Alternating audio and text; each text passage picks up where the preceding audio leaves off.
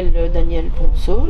Mes parents ont eu 6 enfants. Je suis la 6e de la fratrie. Je n'ai jamais connu ma sœur aînée qui est morte toute petite. Je suis originaire d'Algérie. Ma maman était de souche espagnole, pur sucre, à savoir qu'elle est née à Torreviejas. Je crois que maintenant c'est un port très touristique à côté d'Alicante. À l'époque où elle est née, c'était un tout petit port, de rien du tout. Et mon papa est né à Oran, d'un père gersois et d'une maman espagnole également. Sa maman travaillait chez Bastos, à l'usine Bastos, l'usine de cigarettes d'Oran. Je suis née à Mascara, en Algérie. J'y ai vécu ma toute petite enfance parce que très vite mes parents sont allés s'installer à Palicao, à une vingtaine de kilomètres de Mascara. Et c'est là que j'ai vécu toute mon enfance et ma jeunesse, jusqu'à 1962, année où je passais mon 2e bac, puisqu'on passait 2 bacs à cette époque-là. Et je suis venue passer mon bac en France et je me suis inscrite en fac parce que je voulais faire des études. Je suis musicienne, mélomane, lectrice invétérée. On va remercier, pour ne pas l'oublier, on va remercier tout de suite Jackie Maléa. Oui, c'est lui qui nous a mis en contact, oui, c'est vrai. Alors, je le remercie beaucoup. D'autant qu'il est secrétaire d'une association qui m'est très chère, la NPNPA, présidée par Jacques Pradel. J'aime beaucoup aussi, je ne le connais pas personnellement, on s'est téléphoné avec Jacques il y a longtemps, hein, quand j'ai intégré cette association. Mais voilà. Mais mon Algérie, c'est, comme je te l'ai déjà dit, c'était déjà la lumière. C'était un pays de lumière, c'est un pays magnifique. Il suffit d'aller sur n'importe quelle page d'internet et on se rend compte que c'est un pays magnifique. Mais quand on y a vécu, il y a quelque chose qui n'est pas sur les écrans de télévision, c'est la lumière. Et cette lumière-là, je la porte en moi. Et je la porte tellement en moi que je crains terriblement le soleil maintenant. Bon, peut-être que c'est pour ça, je ne sais pas. La lumière, bon, en plus, mon Algérie, c'est aussi mon enfance et ma jeunesse. Donc, toutes les personnes qui évoquent leur enfance ou leur jeunesse ont une nostalgie de ces années bénies. Hein. Le vert paradis des amours enfantines de Baudelaire, pour moi, il était là-bas, à Palicao, qui maintenant s'appelle Tijenif, d'ailleurs. C'est un village qui a repris son nom d'origine, bien sûr. Et c'est un village très très particulier parce que c'était un joli village. Moi, je trouvais que c'était joli chez moi, mais enfin bon, chez moi, oui, bon, ouais, chez moi, oui. Voilà. Je trouvais que c'était joli, mais en plus, quand j'étais je crois que j'étais au CM2, oui. Je m'apprêtais donc à passer le concours d'entrée en 6e parce qu'on n'entrait pas en 6e comme ça sur dossier, on passait un concours. J'ai été reçue première du canton.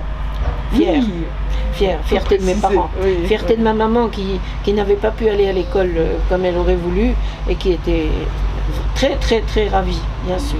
Et donc cette année-là, en 1953, oui, je pense.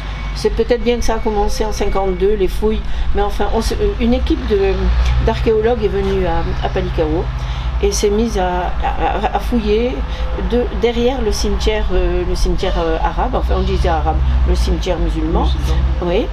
Et ils ont creusé, ils ont mis à jour, ils ont réussi à isoler différents vestiges, des vestiges préhistoriques. Le professeur qui est venu diriger ces fouilles s'appelait le professeur Arambourg. Et il était, je sais que c'est une sommité, il a mis au jour un squelette. Et ce squelette s'appelle l'homme de Tijenif. Notre maîtresse, Madame Bensoussan, à l'époque, c'était la directrice de l'école. Et Madame Bensoussan, qui nous impressionnait par sa stature et elle était très élégante, mais elle était très ouverte et elle avait demandé l'autorisation d'emmener sa classe de CM2 visiter le site. Et le professeur Arambourg avait dit oui. De cette école, j'ai un souvenir très vif. La maîtresse m'avait demandé, le jour de la fête de l'école, de réciter un poème qui s'appelait « Les fées ». Je ne me rappelle plus le poème, juste le dernier vers. « Les fées ne mourront pas ». elles sont immortelles. Pardon. Oui, l'émotion est là. Oui, Ça renvoie à tellement de choses. Je suis émue, oui.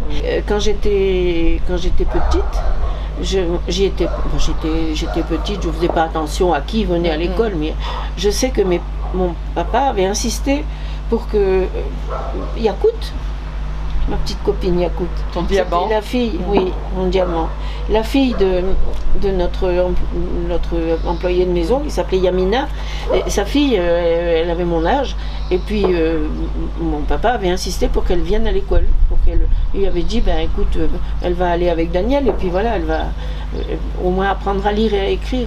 Elle était une des rares petites filles pauvres. Dans la classe, il y avait donc une fille de médecin, il y avait une fille d'avoué, algérienne je veux dire, en plus de nous les petites pieds noirs, mais Yakout c'était particulier, et bien évidemment elle était à côté de moi, et quand on était au cours préparatoire, alors il fallait, je me rappelle que ma maman, quand on partait à l'école, c'était une trotte, hein, il y avait plus d'un kilomètre, oui, on y allait à pied, bien sûr, maman ne conduisait pas, puis de toute façon tout le monde allait à l'école à pied. Bon, il y en avait un ou deux qui avaient des vélos, mais généralement c'était à pied.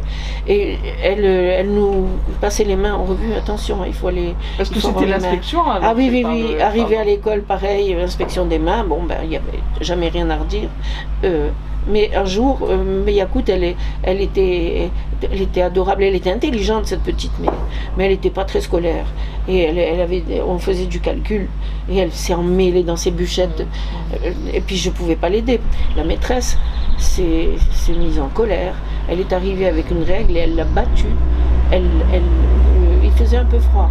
Yakout avait gardé son manteau. Elle avait un petit manteau que ma maman lui avait donné. C'était le manteau de ma soeur Renée précédemment, un manteau blanc. Elle avait ce manteau, puis elle l'a battu à coups de règle. Je pleurais. Yakout pleurait, on n'en parle pas. Les autres enfants étaient inertes, on ne savait plus quoi faire. Moi, je pleurais toutes les larmes de mon corps. C'était une enseignante dure, connue pour être... Elle n'était pas spécialement dure, elle était sévère, comme toutes les enseignantes l'étaient.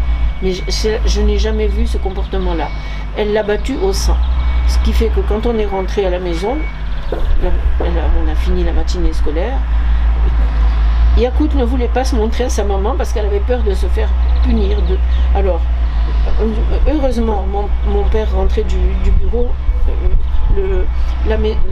À Palikao, on habitait encore l'ancienne maison.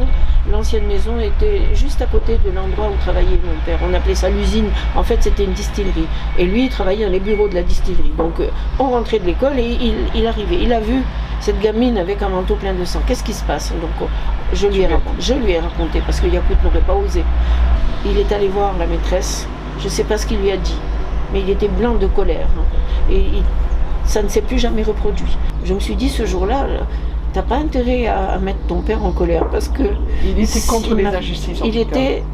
Et puis il était contre les injustices, en particulier l'injustice sociale, parce que jamais la maîtresse ne se serait permis de taper de la sorte sur la fille du médecin. Jamais. Mais là, c'était Yakout. Hein. C'est terrible. Ça, c'est un souvenir. C'est un des souvenirs que j'ai écrit dans mes souvenirs d'enfance parce que c'est resté là. Que tu veux transmettre à tes enfants. Oui. Et d'ailleurs, de cette petite Yakout qui était ton amie, à 11 ans... Oui, à 11 ans, elle a quitté la maison, elle est allée se marier avec un... pour nous, c'était un vieillard, mais il avait une 50aine d'années. Sa mère l'avait vendu, on va dire ça, hein, parce que il avait beaucoup de moutons, puis, et du coup Yamina a cessé de travailler chez nous. C'est Ralia qui est venue après. Et de Yakout, depuis plus de nouvelles. Jamais... Non. Parce qu'elle a quitté Palikao. Elle a quitté Palikao, elle est partie dans un douar. Elle était peut-être pas très loin, hein, mais de toute façon, je souhaite qu'elle ait été heureuse dans sa vie. J'en doute. En tout cas, avec un démarrage de couple comme ça, c'était ma copine, mon amie. Hein. j'avais deux amies. Il y avait Yakout et puis il y avait Marie-Constance, la fille du patron de mon père. On était bien copines toutes les deux. On parlait de ton papa, on parlait de tes parents. En fait, leur vie en Algérie était la vie de citoyens de catégorie moyenne. C'était des petits blancs, on va dire. Généralement, on parle de petits blancs plutôt pour les gens qui ont vécu dans d'autres colonies plus lointaines, mais c'était ça. Parce qu'ils ne possédaient rien du tout. J'en parle, enfin, il possédait une belle famille, c'est vrai. Et puis sa voiture, papa il tenait à sa voiture, il avait une traction quand j'étais petite, je m'en souviens encore. Après il a eu une 403 et après il a eu des 404. Il était resté fidèle à Peugeot. Mais c'était un des rares biens qu'il possédait. C'est tout. Ah non. Le deuxième bien c'était le cabanon de Poropoul. Parce que mon père était un pêcheur à la ligne, hein. Pas un pêcheur devant l'éternel, non. Peut-être aussi, mais j'en sais rien. Là, en l'occurrence, tu voulais parler du pêcheur du bord de mer. Et donc, ils étaient plusieurs à partager ce goût pour la pêche, et il avait... tous ensemble, ils se sont donné mutuellement la main pour se construire quelque chose à Poropoul. Pourquoi Poropoul? Parce que c'était un très joli petit port. Entre Arzeu et Mostaganem, quand le cabanon a été construit, c'était un cube de béton, et puis le dessus était en bois. C'était très simple, mais c'était le paradis, vraiment. On allait là-bas pendant l'été. Maman était avec nous, papa nous accompagnait, alors on y allait, le patron de papa lui prêtait un camion où on mettait les matelas, tout ça, parce qu'à Poropoul, il y avait la cuisinière qui restait à demeure et le frigo. Ça, c'était à mes parents. Le cabanon, c'était à eux. Et quand on est parti après l'indépendance, il y a eu une indemnisation des Pieds Noirs. Il a reçu une petite indemnisation pour son cabanon. Oui. Donc mes parents étaient de conditions modestes.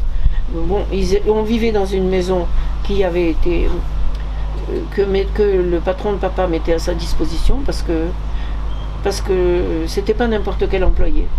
Oui, en contrepartie, ton papa quand même a travaillé. Le fondé de pouvoir, oui.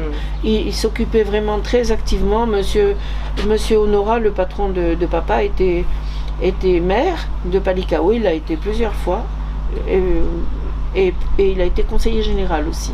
Donc il était très pris par ses obligations et papa faisait beaucoup de boulot pour lui. Donc la maison... On a été déjà logé à côté de l'usine. J'ai un souvenir merveilleux de cette maison, pourtant à cause de laquelle j'ai eu une crise c'est pas rien que ça, mais de rhumatisme articulaire aigu. J'ai été paralysée pendant l'humidité, il y avait un canal qui passait en dessous. Donc après, quand j'avais 10 ans, on est parti habiter, 10 ou 11 ans, je ne me rappelle plus, on est parti habiter rue Bugeaud. Bon, désolée, ça s'appelle rue Bugeaud. Ça pourrait la bien nommer. C'est terrible, mais bon, on ne choisit pas. Et cette maison-là, elle était mieux, plus grande et puis plus saine. Et bon, c'est pareil, elle appartenait à monsieur Honora, mais il l'avait mise à disposition de papa. Voilà. C'était... Non, on n'était pas riches. Hein. Quand on est arrivé en France, enfin, moi je suis arrivée en 1962, je l'ai dit, pour passer mon bac et puis après pour rester en fac. Entre-temps, j'avais rencontré Lulu qui faisait son service militaire, avec qui on avait fait des projets d'avenir et puis voilà, ça s'est concrétisé en 1963. Nous nous sommes fiancés à Poropoul. On avait emmené avec nous Denise, la petite sœur de Lulu, qui pour elle c'était... Elle découvrait un pays étranger, elle découvrait l'avion, elle était avec son grand frère qu'elle adorait, voilà, et c'est un beau souvenir. Mais en 1963, aux vacances de Pâques, on était les seuls à Poropoul. La population européenne était déjà partie, oui. Merci l'OS. Bon, je ne devrais pas faire de remarques d'ordre politique, mais ça me dégoûte. Ils ont eu un rôle absolument néfaste. Voilà. parce que je dis pas la situation. Il fallait que cette indépendance ait lieu, c'est normal. Mais oui, mais ça aurait pu se passer plus calmement, de façon plus sereine, mais à cause de leur comportement criminel, et je pèse mes mots, et bien voilà, ça s'est passé, ça a fait fuir beaucoup de gens. Mon papa et ma maman sont restés en Algérie. Il a pendant 3 années, il a travaillé pour le gouvernement algérien. À la demande du gouvernement algérien. À la demande, voilà. Oui. Parce que, bon, pourquoi lui? Parce qu'il n'avait jamais eu de comportement raciste, alors ça non. Il nous avait dit un jour, si j'entends dans votre bouche le mot bico, parce que ça se disait, je vous mets la bouche en sang. Il voulait dire par là qu'il n'aurait jamais toléré des propos, et puis de toute façon ça ne serait pas venu à l'esprit. Donc il était très mal vu de l'OAS, il aurait pu y laisser sa peau, mais bon. Il est resté 3 ans, il a travaillé à former dans un domaine qu'il connaissait bien, c'est-à-dire celui de la viticulture, à une époque où il n'était pas question encore d'arracher toutes les vignes. Et il avait dit aux représentants du gouvernement algérien, si je peux former des cadres, parce que avant les Algériens ils travaillaient dans les vignes, mais ils étaient manœuvres et puis c'est tout. Là, comme je te le disais hier, la seule promotion un peu plus importante pour eux, c'était de devenir chauffeur.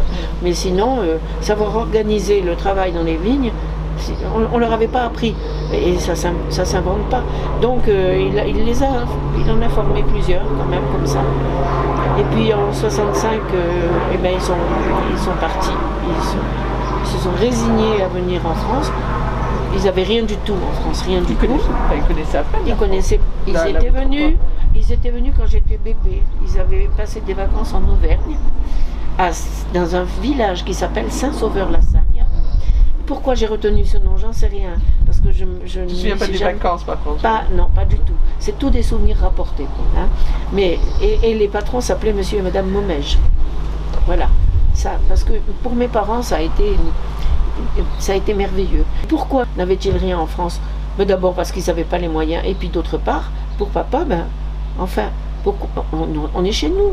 On va rester, on ira s'installer. S'ils veulent plus qu'on reste à la maison de Palikao, on est chez nous à Port-au-Poule. Ils n'envisageaient absolument pas de partir s'installer en France. Ouais. Bon, ils sont partis parce que maman elle déprimait beaucoup. Elle a souffert de cette situation. Elle est morte en 1970 d'un cancer. Bon, mais je ne sais pas si la désespérance de quitter l'Algérie, ça n'a pas accéléré les choses pour elle. Et papa est mort en 1983. En 1982, quand on a eu l'opportunité de retourner en Algérie, une de mes sœurs était ravie pour moi. Mon frère m'a dit, mais moi je retournerai pas, mais si tu en as besoin, il faut retourner. C'était important pour toi d'échanger, d'avoir un peu j'en avais parlé avec eux. D'avoir l'accord de ta famille. Dit, vous vous rendez compte, quelle chance, je vais aller en Algérie. Alors l'aîné Joseph m'a dit, super. Jean m'a dit, écoute, moi je n'y retournerai pas. Et puis les 2 autres étaient plus réservés dans leur appréciation. Mais ça fait rien. Mon père, alors lui, j'appréhendais, je disais comment il va prendre là. Et puis oui, une de mes sœurs qui était opposée à ce voyage m'a dit, tu te rends compte le coup que ça va être pour papa? Alors j'ai écrit à mon père, je lui ai écrit, je lui ai dit, j'ai tout. Et il a dû recevoir la lettre au courrier, au courrier du matin, du début d'après-midi, et aussitôt il a été au téléphone. Mais c'est merveilleux, tu vas retourner en Algérie, mais quelle chance tu as. Bon, il se jugeait trop vieux, et puis maman était plus là, Et il serait pas. De toute façon, on lui a pas proposé de venir avec nous. Moi, j'avais besoin d'y aller pour moi, et Lulu avait besoin de retourner aussi parce que ce pays où il avait fait la guerre, il l'avait aimé de tout son cœur. C'est vrai, hein, pas seulement à cause de moi. Il avait beaucoup aimé les gens, voilà. On les verra en photo d'ailleurs. Il a pris pas mal de photos. Oui, il a pris beaucoup de photos. De personnes qu'il a croisées d'anonymes. C'est vrai, c'est vrai. Et donc, voilà. Donc, on avait besoin de ça. Et mon père était enchanté. Alors, il m'a dit, tout de suite, surtout, prends ton cahier, prends une feuille de papier et puis écris. Tu vas aller voir Abou Darho. Tu avais une lettre de mission. Tu vas aller voir Abou Darho. Abou Darho, monsieur Abou Darho avait été maire après l'indépendance, et c'était un ami de papa. Et là, j'ai appris des choses et ce sont des choses qui ont été approfondies par la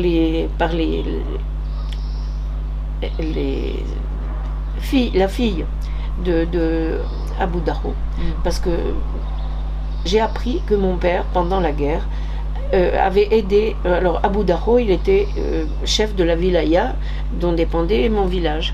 Donc, mais il était très ami avec papa. Sa femme était une femme très compétente, mais elle y entendait pas grand chose. Ils avaient une propriété en matière d'achat de raisins, de grains. Donc elle demandait à mon père de l'aider. En l'absence de son mari qui était parti au maquis. Et puis voilà. Et il était au maquis, oui. Et bien sûr que mon papa le savait, mais ça, personne, il ne nous en a jamais parlé. Mais j'en ai parlé avec la fille de Abou. Et donc, qui s'appelle Khadija. Et sa fille s'appelle Khadija, elle est gynécologue à Tirenif maintenant. Et je suis aussi en relation avec sa petite sœur qui s'appelle Scheherazade, voilà, et qui est pharmacienne, je crois. Et donc je suis allée. Tu avais une lettre de mission, donc ton papa t'avait donné des. Et tu vas voir Abou Darho et tu vas voir Monsieur Miliani. Monsieur Miliani, il était marchand de grains à Mascara. Il avait une grosse entreprise. Bon, alors déjà pour Abou Darho, pas de problème, je savais où il habitait, à Palikao. Quand je suis arrivée et que j'ai dit mon nom de jeune fille, j'ai été saisie dans les bras de Madame Abou, et elle a appelé son mari. C'est la fille de Joseph Filleul qui est là. Il est arrivé, enfin ils voulaient plus nous laisser partir. Ça c'était fort, c'était fort. Mais autre chose qui a été très fort, c'est que mon mari était avec moi et que Abou, Darho, pardon, Abou c'est son nom de famille. J'ai toujours tendance à. Oui, mais moi aussi. Darho l'a regardé, il a regardé, il a dit mais je te connais toi. Et mon mari lui dit ben oui. Ben oui, parce que toi tu étais responsable de la wilaya, puis moi j'étais dans l'armée française, on s'est couru après. Et ils sont tombés dans les bras l'un de l'autre, et puis Abou Darho a dit c'était la guerre. Quelle connerie, enfin il n'a pas dit comme ça, mais bon. Voilà, ça c'est des moments très très forts. Un autre moment fort, c'est celui de la visite à Monsieur Miliani.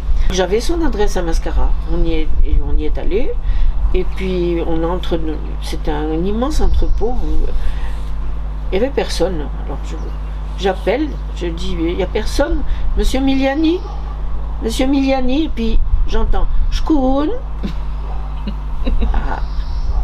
Et puis je vois un vieillard magnifique. Il a une grande djellaba blanche, il avançait avec une canne, il était aveugle. Alors je lui ai dit voilà, Monsieur Miliani, je suis Daniel Filleul, je suis la fille de Joseph. Oh, mais c'est pareil. Il était et vous venez en France, vous êtes venu de France en Algérie et vous venez me voir. Mais j'ai dit mais c'est que je suis obligée de venir vous voir parce que j'étais envoyée par mon papa, il m'a dit alors là, et après Monsieur Miliani, après ce voyage là, on a beaucoup parlé, il m'a demandé beaucoup de nouvelles de la santé de papa. Je lui ai appris que maman était morte, il ne le savait pas, et il m'a écrit plusieurs fois des lettres magnifiques. Il avait un langage très poétique, très fleuri. Enfin bon, voilà, c'est des souvenirs, c'est inoubliable ça. Mon papa m'avait dit en dehors de ces 2 visites, tu pourrais aller voir la tombe de Christiane. Et j'ai dit à papa, écoute, bien sûr que je vais y aller, je vais aller au cimetière, mais est-ce que je vais retrouver? Il m'a dit, tu regardes. Et c'est extraordinaire parce que depuis que j'ai commencé à écrire ces souvenirs, je me suis rendu compte que j'avais infiniment plus de souvenirs que je le croyais. Et de la même manière, quand je suis entrée dans le cimetière, je suis immédiatement allée à la tombe de ma sœur. Parce qu'on y allait avant. Quand on allait au cimetière de Mascara. On y allait tous les ans pour la Toussaint. C'était traditionnel. Bon, on n'aimait pas trop les enfants. Mais enfin, on y allait parce qu'on savait bien que pour nos parents, c'était très important. Et pour eux, c'était important que nous, on sache qu'elle était là. Quoi, voilà. Et donc, j'avais mémorisé. Je ne savais pas que j'avais mémorisé ça. Je suis allée immédiatement et j'ai pu faire quelques photos que j'ai montrées à papa. Et je dis qu'il est mort en 83, mais il a eu la chance de voir que quand je suis retournée en 82, la tombe de ma sœur n'avait pas été non seulement elle n'avait pas été profanée, pas du tout vandalisée, mais elle avait été entretenue. C'était une tombe en forme de licage, comme ça se faisait pour les tout petits enfants à cette époque-là. Elle avait 3 ans et demi quand elle est morte. Elle était propre. Moi, ça m'a fait très plaisir. J'ai donc pu rassurer papa et puis lui donner des nouvelles de ses amis, lui dire à quel point ils avaient été heureux qu'il ait pensé à m'envoyer vers eux. Mais il m'a dit, mais tu penses bien que, sachant que tu allais en Algérie, j'allais pas oublier mes amis. Bon, il en avait d'autres d'amis, mais il savait pas trop ce qu'ils étaient devenus. Là. Ces 2-là, c'était vraiment... voilà. C'était les plus proches. On revient 1 minute sur c'était ta sœur aînée, hein, Christiane. Toi, tu es la dernière de la fratrie. Oui. C'est vraiment un drame qui a bouleversé tes parents aussi. Oui. Je veux dire, c'est quelque chose qui les a marqués à vie. Surtout que c'était une péritonite non détectée. Le médecin voulait à tout prix il disait à mes parents, quelle idée vous avez eue de lui donner de la charcuterie, mais mes parents ne nous donnaient pas de charcuterie. On évitait en Algérie. Mon père a pris la petite et il l'a emmenée à l'hôpital d'Oran. Il n'avait pas lieu de faire ça normalement, le médecin avait dit que, mais bon, et il l'a emmenée à l'hôpital où ils ont détecté une péritonite fulgurante et elle a pas survécu. Et pour mes parents, ça a été alors on était là, les autres après, on est tous, bon, ils avaient déjà Jean, mon frère, après est arrivé Josette, Clotilde, René, et puis moi, mais bien sûr qu'ils nous adoraient, évidemment, mais jamais on a remplacé, jamais on a comblé le vide laissé par Christiane, jamais, et c'est normal. Je pense que un enfant qui part, c'est un trou qui ne se referme jamais.